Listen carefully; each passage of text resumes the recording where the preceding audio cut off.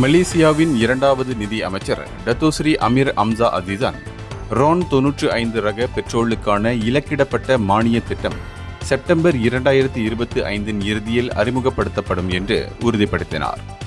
தற்போதுள்ள பொது மானிய முறைக்கு பதிலாக இந்த திட்டம் அமல்படுத்தப்படும். இது குறித்து நாடாளுமன்றத்தில் பேசிய அவர், இந்த மாற்றம் பொதுமக்களை பாதிக்காது என்று கூறினார். குறைந்த நடுத்தர வருமானம் கொண்ட குழுக்களை பாதுகாப்பதே இந்த திட்டத்தின் முக்கிய நோக்கம். அதே சமயம் அரசாங்கத்தின் நிதி சுமையையும் இது குறைக்கும் என்று அவர் கூறினார். இந்த மானிய திட்டத்தின் கீழ் தகுதியுள்ளவர்கள் மைகாட், வாலெட்டுகள், பெட்ரோலிய நிறுவனங்களின் செயலிகள் மூலம் மானியத்தை பெறுவதற்கான வழிமுறைகள் இறுதி செய்யப்பட்டு வருகின்றன.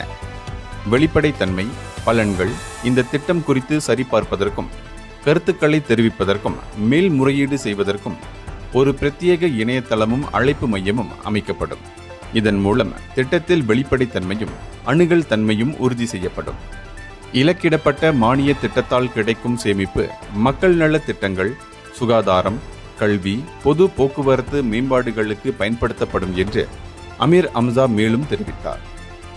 இந்தியர்களின் இதய குரல் மக்களோசை.